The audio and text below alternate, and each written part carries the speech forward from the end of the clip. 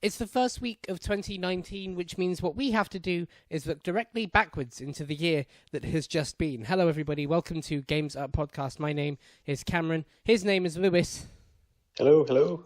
And it's time for the big one. It's Game of the Year 2018. We would usually have a whole spiel at this point of how the show goes with news and stuff, but we're throwing all that away this week. Here is how we do our Game of the Year discussions. Each of us will go through honourable mentions, then each of us will say our third place, our second place, and finally our first place. It will then be up to us to debate as best as possibly why we think our first place is more deserving if there's a competition, and we'll eventually reach an agreement of which is the Game of the Year. If we both say the same thing, well, then this will be a fairly short show, but I get the feeling it's going to go fairly long. How are you? Doing very well.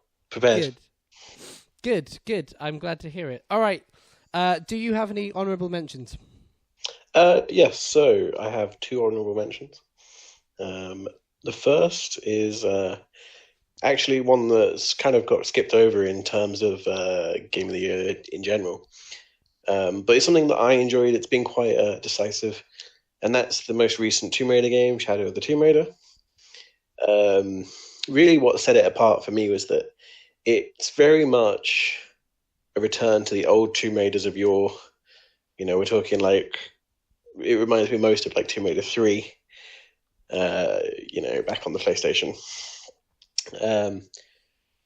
And it's kind of the combination of that with the new style of Tomb Raider and the new graphics is really quite something that stands out for me.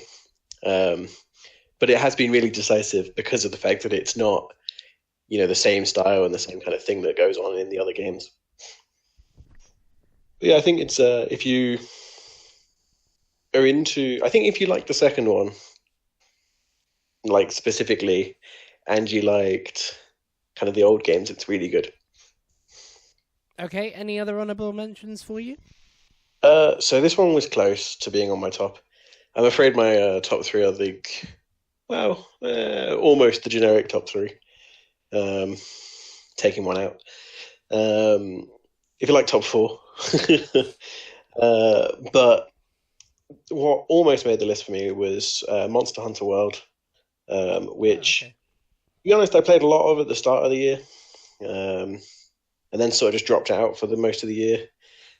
I did this with Witcher classically, but now I've picked it up again, and really like having a lot of fun with it and getting really back into it again. Going around slaying giant monsters with tiny stick-like weapons. Well, they're massive weapons. It's just relative to the monsters. It's like, it's kind of like Shadow of the Colossus, where you're just like jabbing this thing, and eventually you jab it enough that there's like 1,000 holes in it, and it kind of starts dying. But it's really good, and I've really enjoyed kind of playing through that and hanging out with people on the multiplayer side of it. Cool. Is that you? Is that your honourable mentions done? Yeah. Fair dues. I've only got the one, and it would be Forza Horizon 4. I think it's a incredibly tight game. The mechanics are really, really good. The driving obviously feels fantastic. It's really relaxing, I find, if you stick Spotify on an Xbox One or go through the various playlists. And they've done a fairly good job of curating music for the game as well. So, you get in after a hard day, you can just sit down for an hour and just drive about. And I think especially having some of the locations that I have seen and visited as a person in the UK, seeing them so beautifully replicated, it's a really, really lovely game. The reason it doesn't make my top three is because I found it to be quite unstable at times. It crashed on quite a number of occasions while I was playing it.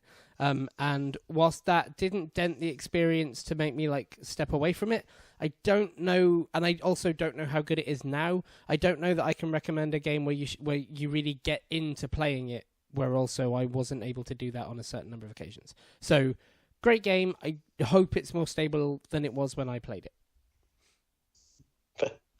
Okay. Who do you want to go first then? I'll go first. Cool. Number 3. So my number three is a little known, very unmentioned game this year. It's Spider-Man. Um,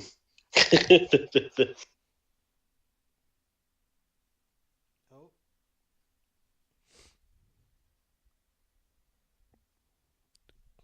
If you can still hear me, nod. Sorry, I can hear you. It was me. I dropped out. Somebody pressed the mute button on my headset. Yeah. Oh, okay, right. So, Spider-Man. Yeah. Um, yeah, what really set it apart for me was just how it makes you feel like Spider-Man.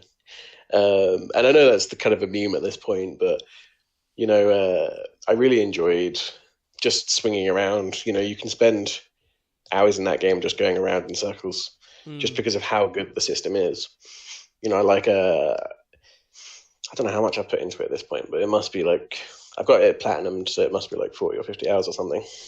Um, and even now, I pick it up and just swing around and go, yeah, this is really good. And the combat keeps kind of like being interesting and as you go on.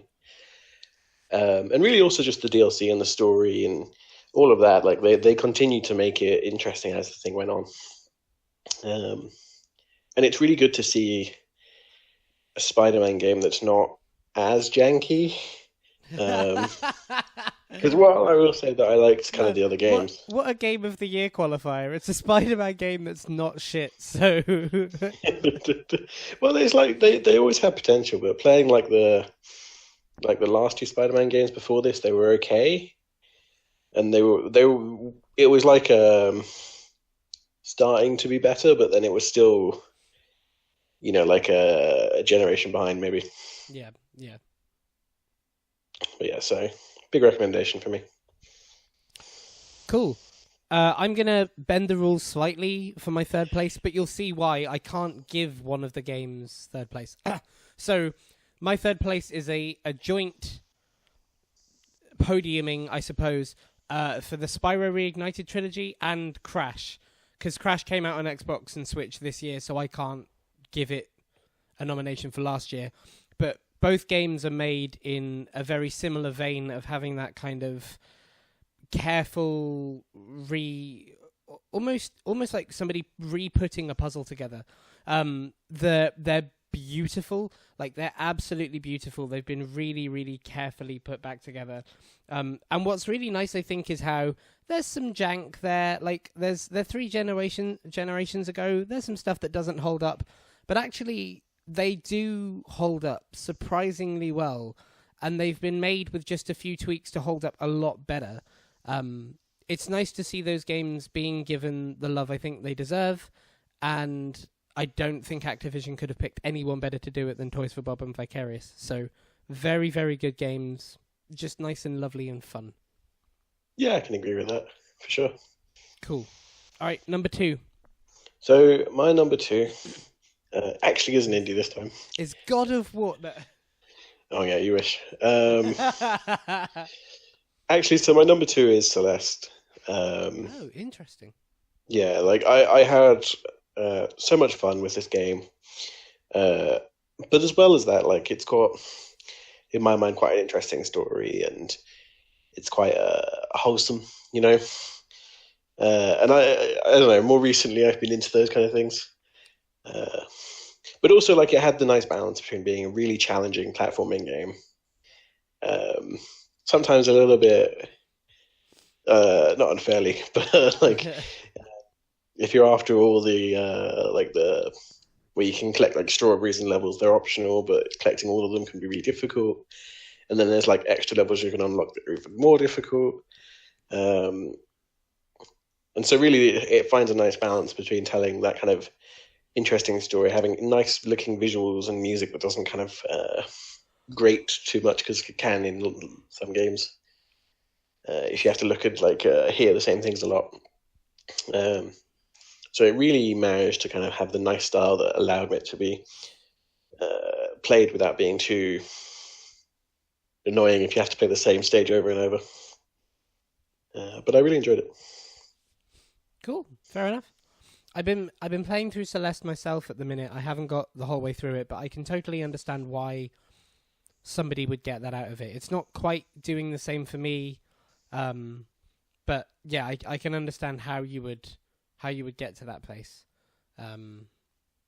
Cool. My number two is Far Cry 5. This was closer than I thought it would be. But I didn't expect to love Far Cry 5 this much. I'm really, really impressed at what it's done. I think it tells one of the most vibrant stories I've seen in video games in a while. And it's not like a deep human story like The Last of Us or anything like that. It's not Celeste levels. It's very much B-movie tat. But actually, it's quite interesting, unique B-movie tat. The way it ends and the route that they could go down for Far Cry New Dawn is something I don't think that's been done in video games before. And probably for the right reasons, and they'd have to tread very carefully, but it's super exciting. It's also really well balanced, though. Like, the game was kind of sold on a bit of shock value of, they're killing off Trump's America. But it's really not. It's incredibly well balanced in that sense. It tells a very honest story. And the characters are really nicely written. I did genuinely get a feeling of care and love for Hope County and the people in it, which made the ending even more impressive and shocking when you reached it. And I think shocking for totally a reason I didn't expect. So you've played through Far Cry 5, right? Yes, I have. Cool. Yeah. So we'll talk about this at some point later. But yeah, my reading of the ending of that game is. I imagine it's going to be a discussion of how New Dawn doesn't go in the direction you want it to go. Okay, you give me like 30 seconds for spoilers here if you haven't played Far Cry. The direction I want it to go in is just that he is the son of God. Okay. Like, that would be so fucking interesting. Because also, like, they could do some really cool, like, Psycho Mantis style fuckery with you. And I think Far Cry's always been about fucking with you a little bit, and that would really give them access to do it on another level. And they could really kind of tap into that slightly crusade-y, biblical Mad Max after the apocalypse vibe, which I really think they're going for. Yeah, I don't think they will, but I got that feeling quite heavily from both endings of the game, especially once I'd watched the second one. So me and Jess played it at the same time, and she reached the end and went, "Oh, well, that's shit, innit? What's the point in doing all of this?" But I was like, "No, that's really exciting. That means like all the last 40 hours have actually meant something." And I really like that. So yeah, super interesting, super vibrant story, super dumb story, but vibrantly dumb, and I like that kind of stuff. A great B-movie game, surprisingly close to what my game of the year is. Lewis, tell me why God of War is your number one. Yeah, so my number one is Assassin. No, it's God of War. Which again, as I say, my list is unfortunately fairly generic. Maybe that's just the year it's been. But yeah, I think what really set God of War apart for me is just it ticks many of the boxes, if you like, and does kind of better in many senses in terms of like looking graphically interesting, being a really interesting and kind of personal story about a character that previously was just an ass, you know. And I really like and really enjoyed kind of that element to it.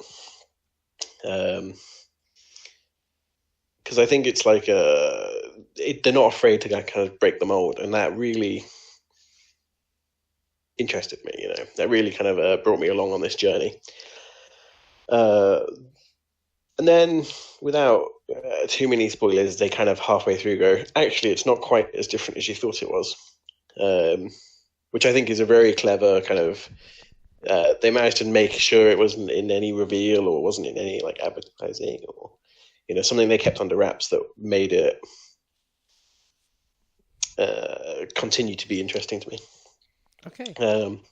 Should we do like brief introductions? Yeah, so I think the way we've done it before and the way we'll do it this time is we'll briefly introduce, then go on to like subcategories, so like the visuals, the gameplay, the this, that, the other, and then we'll have to be careful about spoilers maybe this year because you haven't played my nomination, I'm assuming, at this point. Yeah, So my biggest con.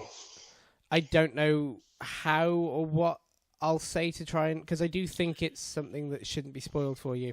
I don't mind for God of War. I know all the spoilers. I think that I need to know. So you're more than welcome to spoil for me, but we'll try and tread a little more carefully. We probably will spoil a few things though. My nomination is Red Dead Redemption 2, and I put it up for slightly different reasons than I put things up in previous years. So in previous years, my nominations for Game of the Year have always been, this plays so well, this is so tight, this is something that defines what it does very well. And I don't necessarily think that of Red Dead. Like, the sprinting mechanics are fucking awful. Please, for the love of God, Rockstar, just hold down a button. The shooting's really good, and some of the mechanics aren't at the top of their game. But for me, Red Dead is a perfect example of a game that couldn't exist without every one of its minuscule systems. And I think that's really exciting. Red Dead Redemption 2 to me is like the video game equivalent of a Christopher Nolan film. Because a Christopher Nolan film is slow and quiet and extremely methodical, overly realistic. But when it lands, because of those things, it lands with so much more impact. And for me, Red Dead landed the most in the last 15 hours, because the last 15, 20 hours, because all the things I'd been doing up to that point that felt kind of meandering, that felt a little slow, suddenly painted this world in a different picture. Again, I won't spoil for you, but as we get into those discussions, I kind of hope to explain a little bit why there's a moment in that game that I don't think could happen in another game with the same impact. And for that reason, I think 2018 has a Game of the Year in Red Dead Redemption. Ooh, okay. Ooh. So then, we have a few categories to work through. Visuals. I think sound design is fair in both these games. They have quite a care for that. Gameplay, story, and then overall kind of jazz. So you pick first, I'll pick second. Which one do you want to go with? Let's see. Let's start with one that I think you're certain you're going to win, but I think I'll win. Story. Oh, okay. Yeah. Story. I think what really captures... so God of War tells a very personal story, but in a world where, you know, Kratos is this kind of subdued, ultimate badass guy that's killed all the Greek gods, but has a son now who he's, you know, it tells a story that's very interesting because Kratos is trying to shield Atreus from everything. He's trying to kind of bring up this boy without him realizing what he is and who he is and why he exists and who Kratos is and all of this. And then, you know, through the game, Kratos is sort of forced into teaching Atreus about who he is. And so actually God of War isn't really a story about Kratos, it's a story about Atreus coming to kind of start to realize who he is. And that's just like really fascinating, I think, for a game like this. You know, it's it went for something very different from the rest of the series, and instead of trying to just be Kratos, something happens to him, he kills everyone. It's just about kind of the growing up of this kid and how he has like a secret, not quite evil, a secret strength, let's say, or a secret passion, the same way that Kratos does.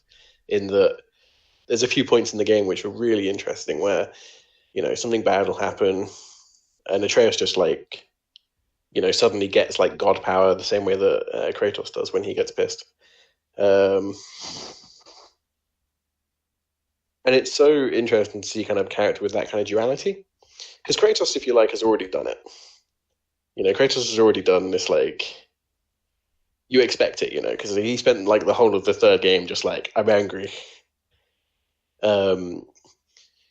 Whereas Atreus, like you see a very real story where you start with a character who wouldn't hurt a fly, and then end up in a character that definitely would at times, and how like he hates himself for that, and that's just kind of like an untold story in many ways, and I like that kind of originality from it, even if it's still wrapped in a package of kind of uh, hate and anger like it usually is.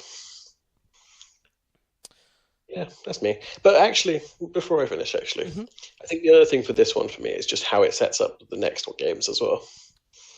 And I think that's got some value into it, because in the same way you're interested to see what happens after Far Cry, I think the way they end God of War makes me really excited to see what's going to happen next. Yeah, yeah, I can see where you're coming from there. Knowing the end of God of War, I can understand absolutely why there'd be excitement to where it goes. And to be honest, I think I'm more excited about seeing where would it God of War 4 2, I guess, goes. Like God of 5. yeah, how they I guess it's going to have a subtitle, but yeah, it's a pretty interesting ending for the game that I'll give you. For me, this is going to sound so poncy, but bear with me. Red Dead Redemption is a story told in 3 parts, and one of its parts is the world.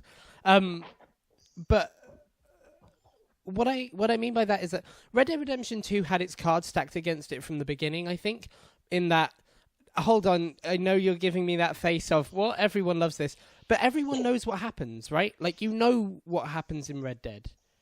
You know that John Marston is the protagonist of Red Dead. You know that he goes down, he hunts down Bill, he hunts down Dutch, he has to go to Mexico, he finds his family, he gets murdered.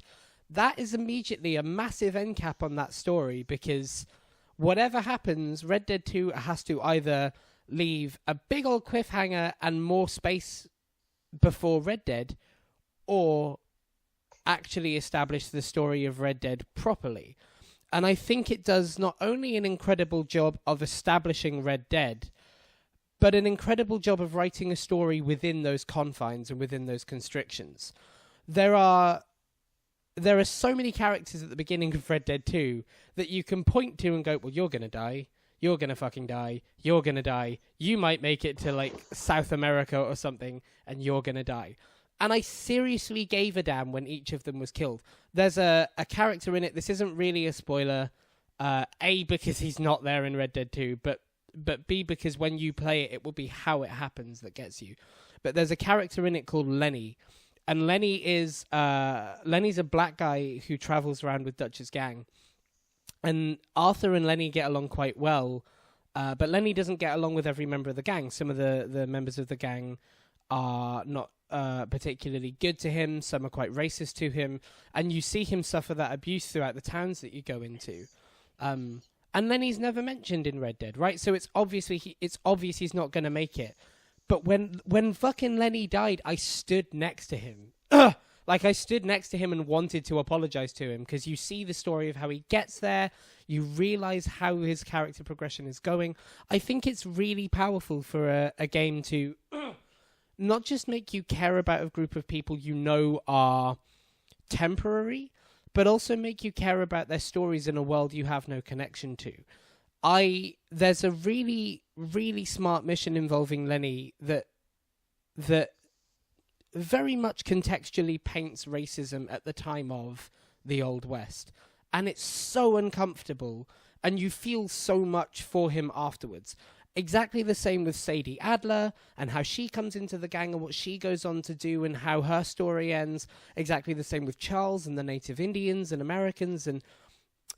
Americans, and their story and what that goes on to be. And then, most of all, John Marston. There are 2 ways this game could end. One way is happily establishing Red Dead 2. The other is, establishing Red Dead the original. The other is very not happily establishing Red Dead. And I won't obviously say how it ends for your sake. I will say I sat through the credits watching the highlights at the end of the epilogue because I didn't want something to happen. Because they paced it so perfectly that when the credits rolled and certain moments of the next story began to flash up, all I wanted was for that gang, that story, that arc that John and Arthur had been through to come to a happy close. I haven't done that for a game since, I think, Arkham City. And I don't think this game is above Arkham City. I would still put that above in terms of an overall game. But I do think its story is on a character level powerful. There are a couple of things I think it does that put it above, and I... Oh no, Lewis is gone! I'll pause this and call him back. Yeah, there's a couple of things that I think put this story on a level above. And as I say, they are things that other games couldn't do. I'll get into those specifically in gameplay, but the ones I will give to story are, the game is not afraid to delve into the the negative sides of what happened in the Wild West and socially at that time. And actually, it's very much focused around that. The leader of this gang, Dutch, is a character out of time. He's a man from the Old West still trying to find independence and freedom and money. And it's funny how his eventual corruption is not, there's not a lightning flash and he starts evilly laughing to the camera. It's a very human and quite tangible way that he slowly loses a grip on what he has and had. But also the story is very good at showing the way that the Native Americans were treated. It's very good with dealing with the fallout of the conflict that were happening in the country at the time. It's really good at dealing with social constructs and stuff like the way women are treated, and it talks quite openly about women petitioning to get the vote at the time, and racism at the time, and how that makes people that you interact with feel differently about the world, but also feel differently about you and how you treat them.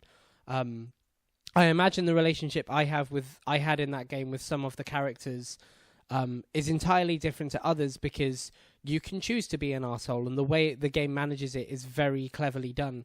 But what it leads to for me is a story that crescendos perfectly, but B, a story that really gave me a tangible vision into this bit of history that I didn't feel I had before.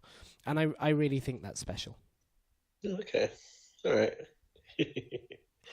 So, I'll go to the one that I think we are going to have the least to discuss about, just because it's not in the closest of our wheelhouse, and that's sound design. I think it is important for both the games, though. Okay.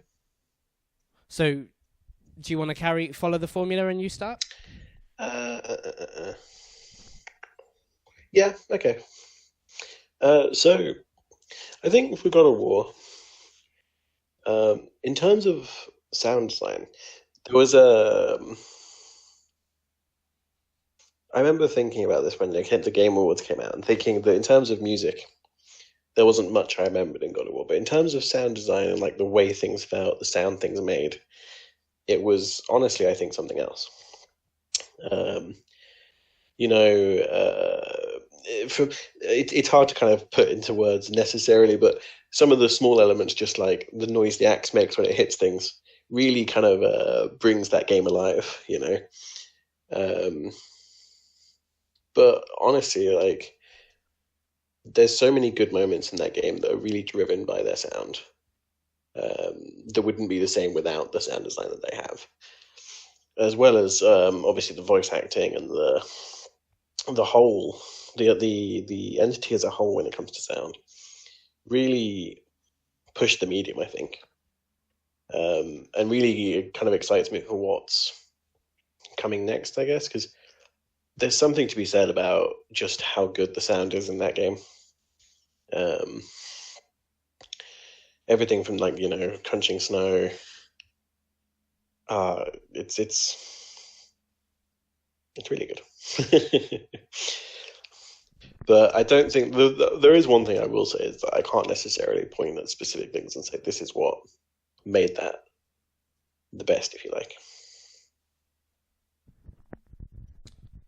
Fair dues. I would agree with you on in the same vein, I think the Foley plays a really, really vital part to both the games, and that's why I suggest we talk about it. Yeah, in the same vein, the crunching of snow, the crackling of fire, the lifting of carcasses or bodies, and the movement of things is really, really important. Something I particularly like in terms of the sound design is how authentically the combat happens. Like the old guns have that kind of slightly creaky feel to them. The cover system of Red Dead isn't like a snap to thing. It's very much like a you're just about hidden behind this. But what's nice about that is like bullets ricochet in the right way, wood cracks and crunches in the right way, flesh wobbles and shakes in the right way, and it can have quite an impact when it happens, depending on who or what it's happening to. I specifically like as well the soundtrack of Red Dead. I'm sure people will remember from the Game Awards there was the choir who sang the song Unshaken, the May I Stand Unshaken, a man against the crash of the world. And much like in Red Dead 1, where certain pieces of music permeate certain scenes and go hand in hand, in much the same, Red Dead 2 has that as well. So certain songs have been picked out for Arthur's travel from one place to another, from even down to his final moments in the game, as his story sort of comes to an end. The music there is vital as well. What I like about this, that I like a lot more than what Red Dead 1 did, is Red Dead 1 has for me two specific moments of music, and that is when you travel over to Mexico and when you travel from tall trees to your family. They are both really soft, beautifully made pieces of music that echo that kind of hollow world sentiment. But for me, the Unshaken song that was played at the Game Awards and has that kind of quite Native American feel to it, which sounds like that's probably one of the worst sentences I've ever heard. To an untrained ear, has quite a Native American sentiment to it. That isn't just a single scene; it follows Arthur throughout the story, and it has totally different meanings at different points. The lyrics, of course, are about, being sturdy when the world is falling around you, and it embodies the West and the death of the West quite well. But it's nice how, as he goes through different things and his world falls in different ways, the song and the kind of the world it represents follows him as the world gives way to something new as well. It's just something that I don't see a lot of games doing very often, is using a piece of music in that way. I think game soundtracks are still struggling behind a little bit because either they're radio stations that are just compilations of songs or they're orchestral stuff. I really like the way that this picked a specific sung piece of music and gave it totally different meaning the way throughout. So that's my show. Right. All right, you got visuals or gameplay? Gameplay. I think.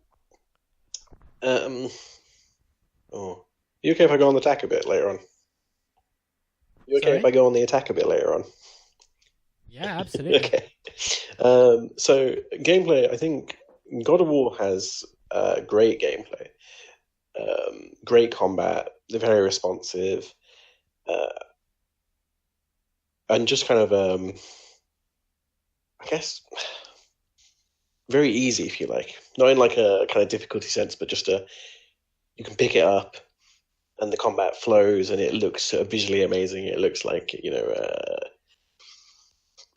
certain times it looks kind of like a movie or something like that, while still giving you kind of the control and the feel and the like you feel like you could change the action, while still having that kind of combination of that and the cinematic style is really something that they've done so well in that game. And it's something that I think God of War, when it came out, it surprised people in the sense that it kind of, I said earlier, ticked all the boxes in the sense that, well, I mean, in this case, the sense that it surprised people, I think, by how, although they'd gone away from the classic style, it was still responsive, it was still action, it was still fast flowing and quick and kind of not quite captured what something like Arkham did, but still had like a combat system that felt like you were in that much control. Um, and just like the gameplay in general from that to kind of the movement when you're adventuring, the action behind that, and the animation quality is stellar in general throughout. Um, and I think like they kept it very interesting throughout the game with the different styles of gameplay, especially like how they changed it up.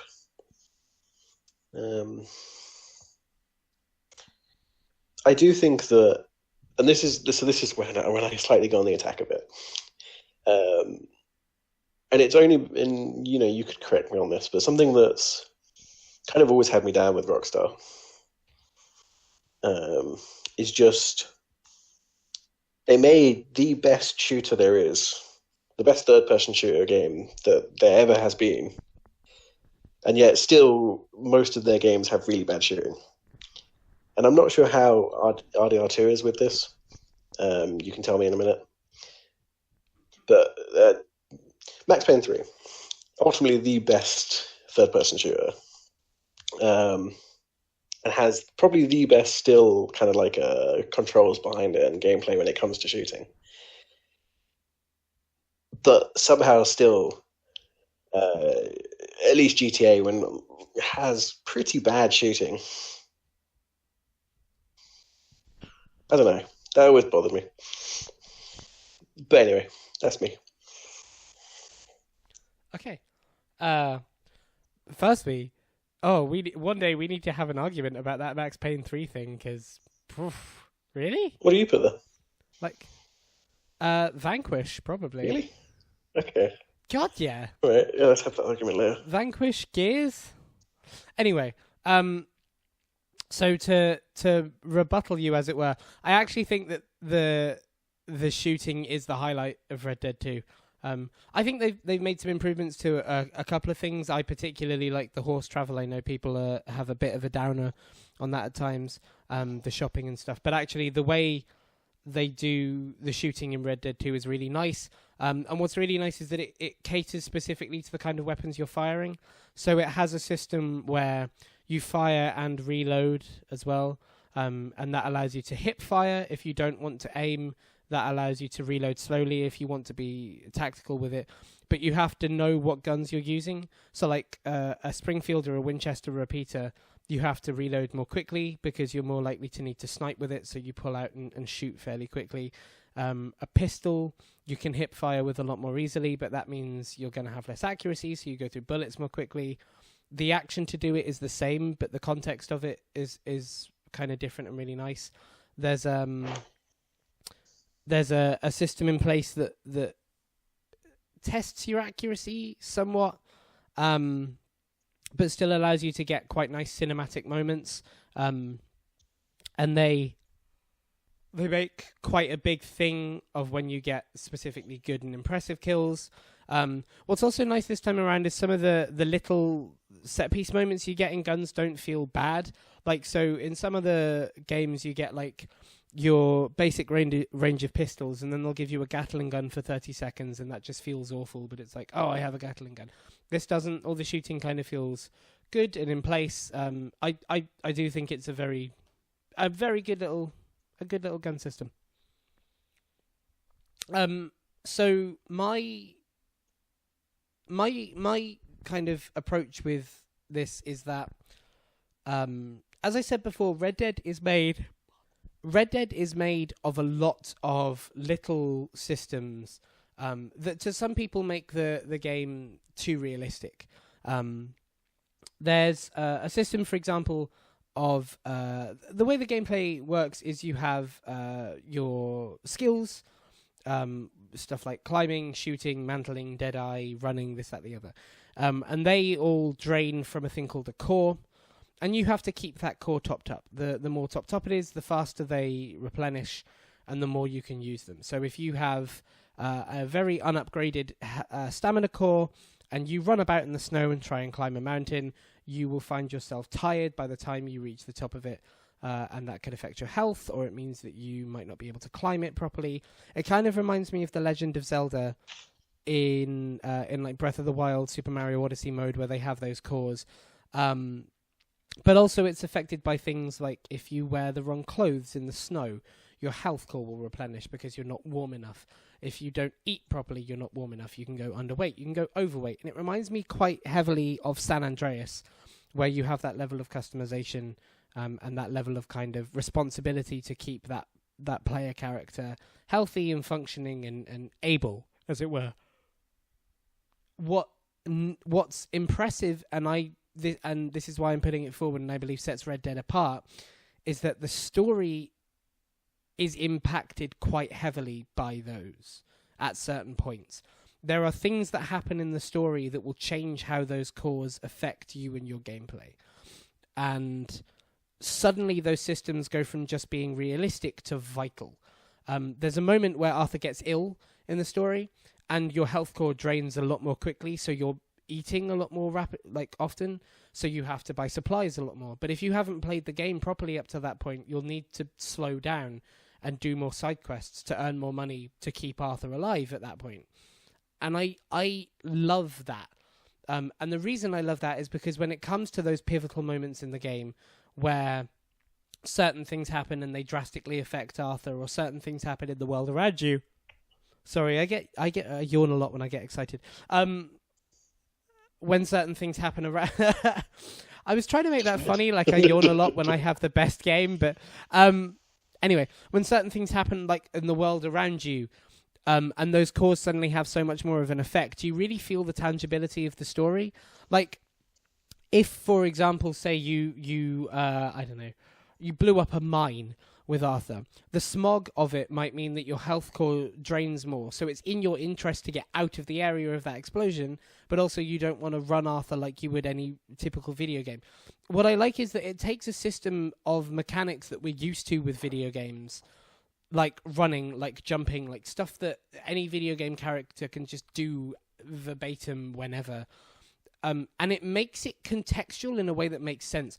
I've always said I don't like the Tomb Raider games because they take control away to do cool stuff, right?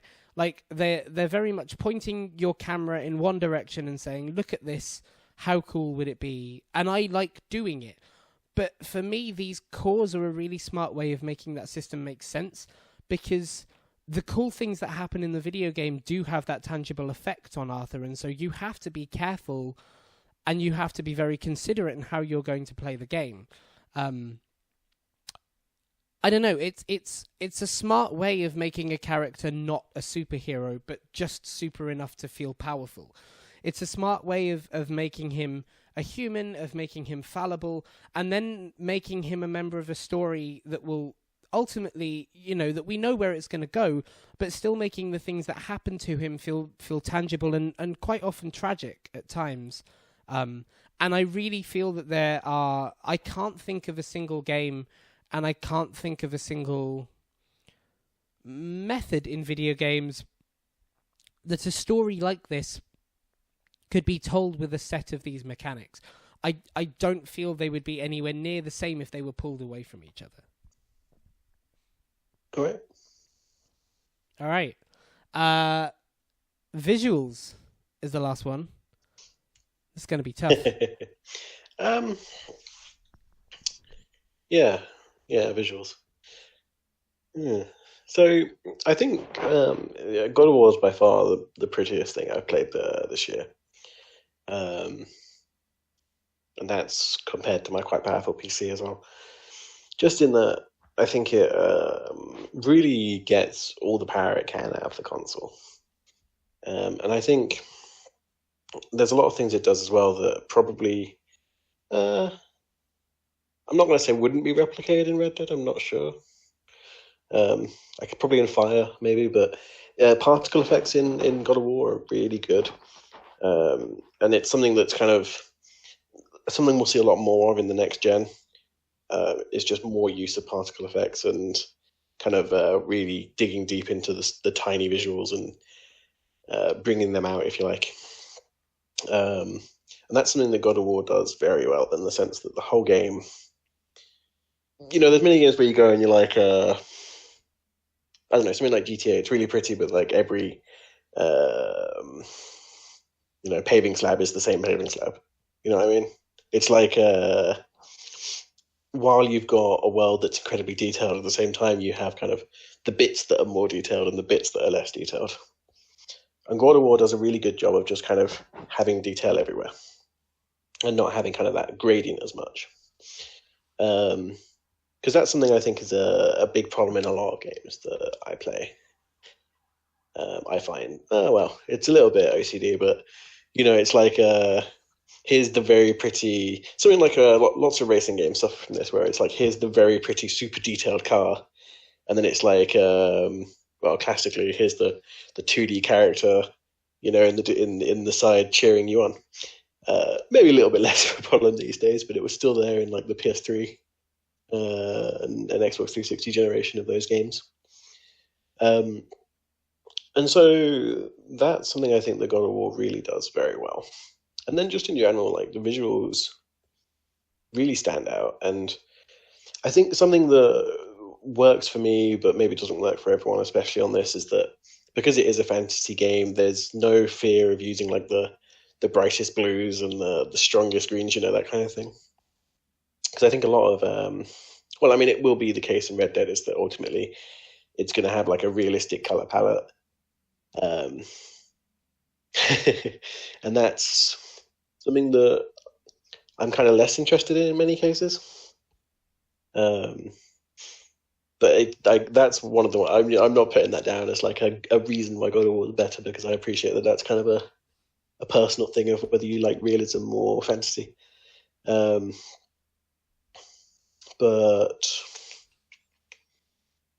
I think that's kind of it for me. Fair enough. I think they're fairly comparable games in that I think they are both really, really impressive in terms of scale. I just think it's differently scaled. God of War has a really impressive, a real kind of feeling of wow to it in terms of upward scale, where Kratos and Atreus can feel quite small in the world at times compared to the bigger stuff they come up against.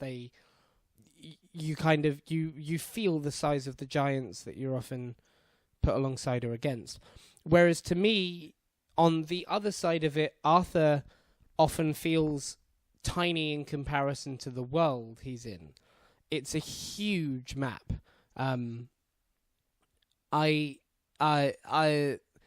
It's huge, and it's not huge and desolate. Is something that I think is really important about it. There's lots of open space, but what I really like is how different areas of the map have different characteristics that make sense. You get to actually I'll go on to that in a minute, but like there are notable areas in Red Dead. There is the snowy north. There's the slightly colder but sort of bottom of the mountains early towns. There's the green, mossy, slightly sludgy places where outpost camps are, and then there's a section of the game that doesn't even take place on the map that feels just utterly alien. And actually, I'll talk about that without spoiling it specifically. There is a moment of the story that takes you off the map for a chapter. And the way that it uses its color palette to make you feel out of place in this world as much as Arthur does. Like, Arthur is used to certain colors, and I will argue your point about color palettes in a minute, but Arthur is not used to like vibrant pinks and vibrant purples. And they're there, and it feels just as out of place to the player because it's harder to navigate when you're used to playing it in that way. I really quite like that moment.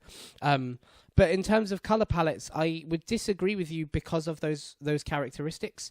I think that where God of War is like a fantasy movie to some extent, Red Dead to me feels quite painted. It's quite softly brushed in a way at times. Like the the haze of the world when you walk among snow and the light bounces off of it is incredibly dull in a beautiful way. And as you come down off the mountains, that haze lessens, but you can see it in the towns around you, and it has that kind of smoky feeling to it almost. But then you can also go like right out into the old out west, and it's a totally different atmosphere. It's arid and bright, vibrant yellow. There's very little green anywhere. The water stands out among it because it's this bright, vibrant source of blue in the distance. Like, it's not loud in the sense of God of War's color palette, but I do think it has a specific visual identity otherwise that it wouldn't have. The thing I would make the argument about for God of War, this doesn't stack up 100%. This is me going on the offensive, by the way. It doesn't stack up 100% because God of War is more open than it used to be. Not 100% open world, though. And to me, that means that you can still direct people to specific visual loveliness and go, look, isn't this fancy? Whereas, like, I've yet to find any part of Red Dead that I don't find impressive. And I've explored a fairly large area of that map. In fact, I explored an area of the map where I knew nothing would be because of being able to see it and being able to see those sights.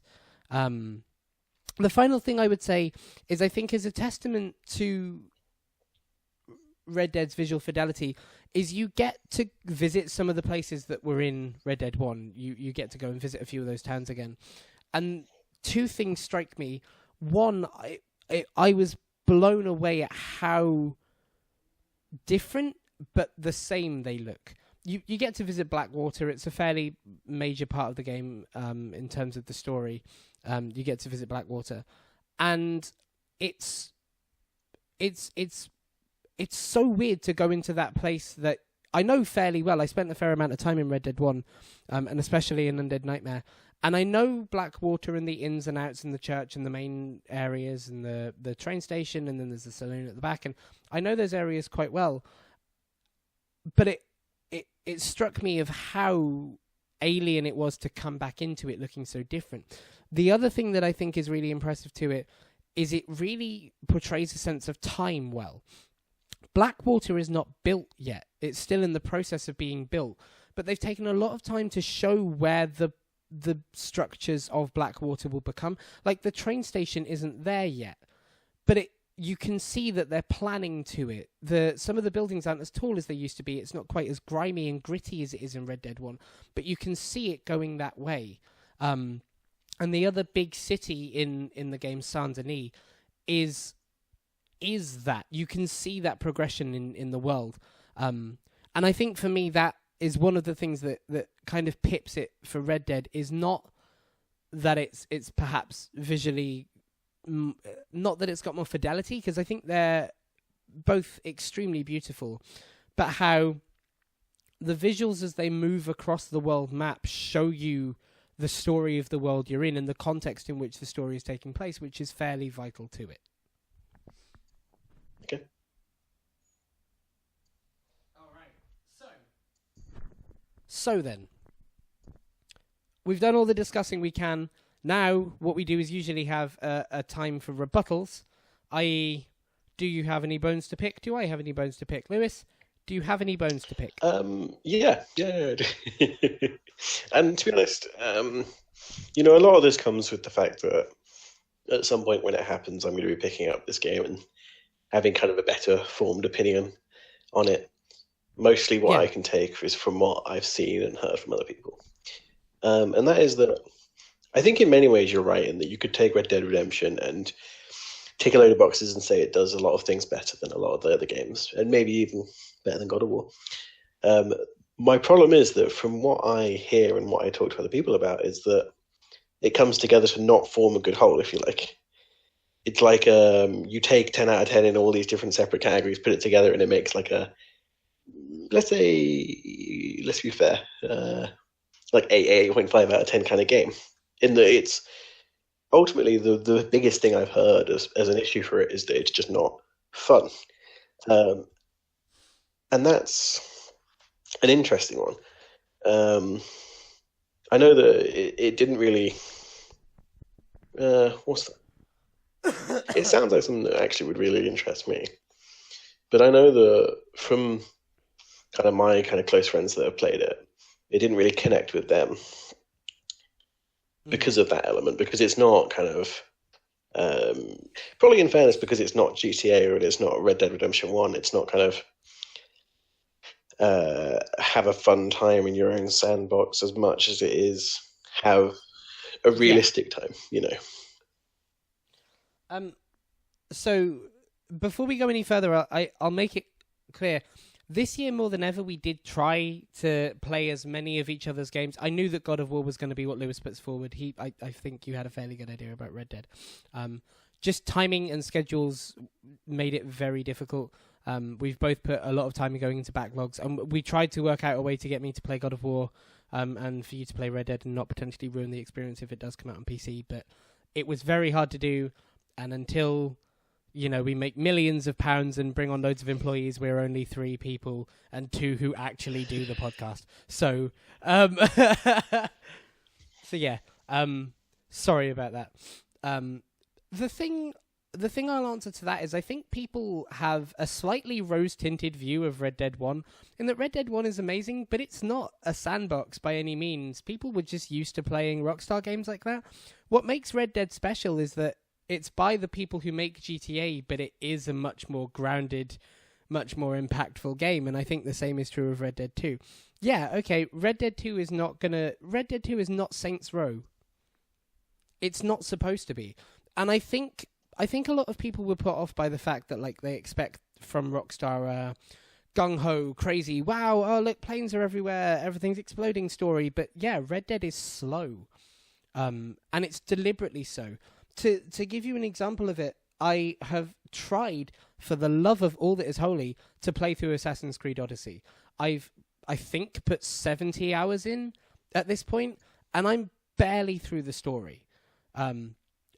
Assassin's Creed Odyssey is not slow. It's a grind. It's a tedious, difficult, unpleasant game that doesn't earn the time I'm putting into it. Red Dead is not that. It's a slow story. It doesn't expect to give you everything that happens at once, but it rewards you in that sense because those moments of character and those moments of world building are quieter, are more subtle, and are far more impactful when they happen. When the shit hits the fan and the pace of this game goes to 10, you will know it. Not just because the game has suddenly gone from, walking to running, but because everything that happens has impact because of what you've done with it. I kept my horse the whole way through the game. This was a pledge. I carried my horse on from Red Dead 1, Dongle Brody, the name of the horse. He rode again, and I did everything to keep him safe. I bonded with that motherfucker. I brushed him, fed him on a regular basis. I took the time away from stories just to ride through rivers so that he would be clean. And at the end of the game, a point happened where he died. That's not even in, but I don't know, I don't know that any other game this year or for a while could build an impact with me where killing a horse would mean quite that much. Especially as, that's not an NPC, that's not a character. The only story they have is the one I took them on. And that had something because it makes a point of saying you should care about these things or find a way to care about them. Yes, it's not fast. Yes, it's not... Saying it's not fun, I would disagree with, because I think there's a lot of fun in a good story. But yeah, it's not gung-ho, outlaws for life, bang, bang, bang, bang, bang, fun. This is so pretentious. It's the fun of reading a good book, in that I will look back on the whole of Red Dead as a product of what it did more than the first 30 minutes. Okay.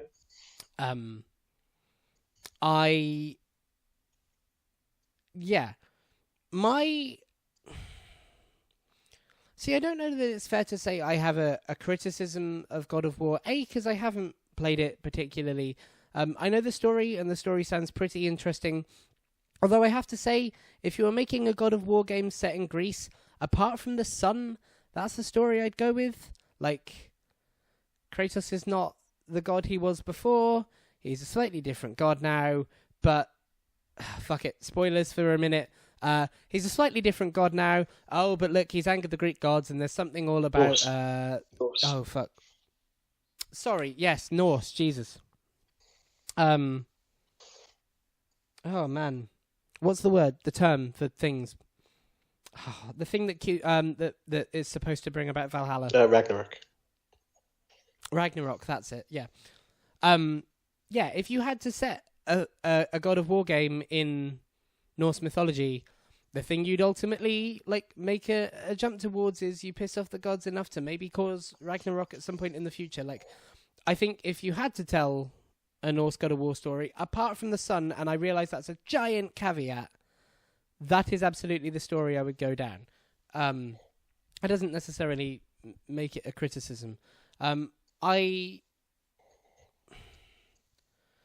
don't know. I think my perhaps biggest criticism of God of War is that it comes from a publisher who are making their name for sad parent games. Like it comes from Sony, who, let's face it, for this generation have been like, oh, I have a son, or I was a parent, and oh, the world's a bit sad. I don't know. It doesn't... If this had been The Last of Us, then I think it would have set me on fire a little bit more, but we've come to expect it from Sony, and so it didn't blow my mind when, a lot of people were saying, okay, the big thing that it does is the relationship between Kratos and Atreus. Yeah, but... I mean, you just talked about how you're sad that a horse died. I mean, come on. Yeah, but if I'd said that about GTA, you'd have said, what the fuck? But, okay. All right. Let me just address one thing then. So first of all, Kratos doesn't piss off the gods. We actually kind of don't know why they are kind of attacking him. It's not something that's revealed in the story. At least not... Well, it can be rumoured for a reason, but it's not actually said in the story why they're annoyed with him. Just one day, the stranger, what's his name? Well, that's not a great sign for my argument, but basically the main guy of the game, the main bad guy. No, the main bad guy. Oh, no. Yeah, okay. It's not my fault he's got an annoying Norse name. But he just turns up at the day and it's like, oh, it's you. And you don't know, why they're after him. There's some good kind of guesses you can make by the end of the game, but there isn't really anything that says, why they are attacking him and why Thor and... Well, that doesn't happen in this game, but why they're going to be part of the next game and why they're involved. So that's at least that. Probably something to do with Loki. Though. But yeah, that's me actually. So we'll go into full spoiler territory for God of War here for 2 minutes, so bear with us. So my reading of everything that happens is that everything has been blocked to keep out Odin and Thor, and equally blocked to Atreus and Kratos, i.e. one is the same as the other. What do you mean? As in, my reading of the situation is that Kratos and Atreus are Thor and Odin. And they have some connection to Loki, a trickster god who is causing problems within the Norse realm. Hence why they are being blocked to things. Which, again, if I had to write a story about God of War in Norse mythology, yeah, you would put Kratos in there, you'd have him as the most powerful god, you would have Balder be the bad guy making the first presage of Ragnarok. hence Valhalla, which is like, and again, to ignore Atreus is a big problem in my criticism, but like, I don't know. It just I there's something about God of War that I find inherently like Right, but I mean, you're attacking a game for kind of having a story that's relevant to where it is and what it is. I could probably say, well, I don't know for certain, but I could probably say something similar for Red Dead. No, the criticism would be the same. It's a story greatly affected by context and what you. Well, I don't know that you could for Red Dead without spoiling anything. They do a pretty interesting twist in there, but I get what you mean. It's very much shaped by the context of where it is. Yeah. Yeah. I don't know. It's not that I can't give any particular passing criticism to God of War. It's that I don't have the knowledge of it to do so. But I would make I would struggle to see it on a par mechanically with Red Dead, purely because of the well publicized at this point levels of work and anal amounts of detail that Rockstar have put into this game at this point. Is the so I mean I'm not even attacking this, isn't that? I'm just have they fixed, if you like, the kind of movement from GTA, or is it still kind of annoying to move around? Annoying? I don't know. It still has the cornerstones of GTA, so it's still tap to run, square or X depending on what you play it onto mantle. The jump is if I had to level one criticism at Red Dead, it's that you might as well not give him a jump button because it's more like a slightly elevated cough than a jump. Like, it serves no purpose whatsoever. But it is contextually for the mantle, which has effects on things quite deeply. Yeah, it's a Rockstar game for sure. It's tighter. I think it's tighter each time. The horse controls by far are tighter. You can throw them horses about quite a lot, and they control pretty well. Vehicle controls with horses, like like carriages, wagons, so on and so forth. They feel pretty tight, and they also have a lot more weight to them, which is nice. They're not like every car in GTA where it's just the same makeup but slightly faster or slightly less grippy. They actually have like weight and impact to them. Yeah. It's a GTA. It's a Rockstar game for sure. Just one that's a bit less shooty bang bang, I suppose. Yeah, there was one other thing I had with Red Dead, and it's something just based on kind of some of the screenshots I've seen, and I don't really know how accurate it is again, but from what I've seen, it looks beautiful, but then it has something that kind of reminds me. Oh, this is really dated, but it kind of looks fuzzy, like not hard defined, if you like, edges. It reminds me a bit of this is just a terrible reference to use, but because it's like a PlayStation 1 game. But if you load up, I think either Silent Hill 1 or 2, they both use like a special method to look far more defined than they're meant to. It's not going to work when you look this up because you're going to have to compare it to like I don't know what. Are you basically you talking about fog? No, not just the fog, but they have like a. If you like, they have a layer that stops people having hard edges, but it makes things look really like more defined.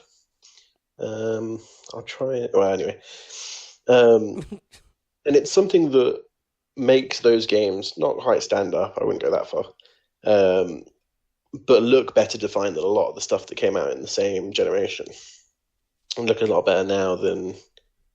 You know, if you picked up some of like I don't know, like Mario 64 or something. Yeah. Okay. But so, sorry, just quickly, the downside is that those games don't have the hard edges, maybe that like Or at least they didn't. Admittedly, if you run that shit on like 1080p, of course it's going to have hard edges. Uh, but like, I get that feeling when I've looked at a lot of the screenshots of Red Dead, and maybe it's because people don't stand out as much. Maybe there's not as much depth or something. I'm not too sure. But a lot of the screenshots I've seen have that kind of element of fuzziness to them. So, I think I get what you mean in the sense that there's like, in a lot of the I've pulled up a bunch of screenshots here, and in a lot of them there's a slightly general haze to stuff. Yeah. It's almost like you know, a lot of phones now have like a fake portrait mode where they deliberately blur the background, and sometimes it can get a bit shit. Yeah. It can wobble in and out. It looks like that. Yeah, that's kind of what I mean. Yeah. Yeah. What I will say is two things. Is firstly, the world of Red Dead is deliberately dirty, and so when you see clean stuff, or when Saint-Denis particularly as a city is, it's not dirty, but it's grubby. But it's hard to say, but it's like clean grubby. It doesn't have mud and streaks of dirt everywhere, but it's industrial and horrible in that sense. So actually, that might do a slightly better job for it. Hold on. Yeah. So the haze isn't something that's everywhere in the game. It's very much contextual. Like in snowy areas, the haze is a lot more. As I said, like I said before about how light bounces off the snow and kind of looks brushed and painting-y. It is contextual because you'll notice it more in mountain towns and stuff at the top of the mountain where air is thinner. Far less so than the old western plains. In some areas, it's not there at all, and there's real like, what's the word? There's a real sense of like the sun beating down on the earth. In some places, it's quite overwhelmingly sort of thick and foggy, but deliberately so. There's a mining town that is quite difficult to see the other end of, but it's contextually right. I think it's a thing done with intention rather than to. I don't think it's like a technical marvel, as it were. Okay. Cool. So I feel like we've reached that impasse that we do every time. How are you generally feeling? Well, I feel like you did a better job at me arguing a lot of the things, to be honest with you. So that's kind of where I'm leaning. Okay. I feel kind of bad because this is one of the first times in a while that I've not been able to say that I have a particular criticism for God of War. Like, what was the game you put forward last year? Nier Automata. Nier Automata. Yeah, like there were a couple of things with Nier Automata that stuck out with me as things that I wanted deliberately to address. And I don't really have something like that with God of War, but I think the biggest thing that makes me feel is that I've said already my biggest problem with God of War is that it just kind of comes across as bland to me. And not having played it, not being able to say anything that's a thing of interest to me, it sticks the same. So if you're happy that I've convinced you, I'll happily take that. Nothing that's been said of this has made me tick more towards God of War. Yeah, okay. Well, I might revisit this later, but okay. When it comes out on Xbox, we'll do this again. Hopefully not too soon. Yeah. When I can play it on my PC. We'll see. Yeah. We'll see. When? Yeah. Colorful. All right. So I think we have come in that case to the decision that for 2018, Games Up Podcast will award Game of the Year to Red Dead Redemption 2. Second place followed very closely by God of War. And all our nominees come in after that. Is there anything else you want to give a shout out to this year, Lewis? You're not Loz. Oh. Bloody hell. Subnautica, played a lot of that. Great game. I think I've actually had it as an indie game of the week / month / whatever random period of time. Zero Punctuation's Game of the Year. Good shout. Yeah, really good. I played A Way Out. I really Oh enjoyed yeah, that. cool. Yeah, I guess that's it. Very nice. I want to give a couple of shout outs to some indie stuff. So, a couple of the indies that appeared on our EGX stuff. Thea 2 is absolutely fucking smashing it with their community. Great stuff. Obsolete is a really interesting idea for a game. Look forward to seeing the future of that down the line. I also want to give a shout out to. Deltarune. It's Undertale sequel. Pretty interesting stuff there. And finally, I'd give out a shout out, although I haven't played it with any significance to say yet, but I'm very, very into what I've done. Return of the Obra Dinn. Very, very exciting game right there. So, yeah, I think that wraps us up really nicely. And that was our Game of the Year discussion. Do you think we got it right? God, of all the things I hope people comment on, I feel like this one could be a tight one. Do you think we got it right? What was your Game of the Year for 2018? Thank you so much for listening. If you did, and if you did and liked it, you can find us on all the socials. That's at Games Upcast on Facebook, Twitter, YouTube, iTunes, and Twitch. And we might even be coming to some new stuff soon. Thanks very much for listening. We're on all the socials. This will be Monday every week at 6:30 and much, much earlier that day. This has been Game of the Year. We will see you next week for our 2019 predictions, all the stuff that's going to happen, and next year for Game of the Year 2019 if we're all still alive and the world hasn't burned down. Thanks, bye, and the game's up.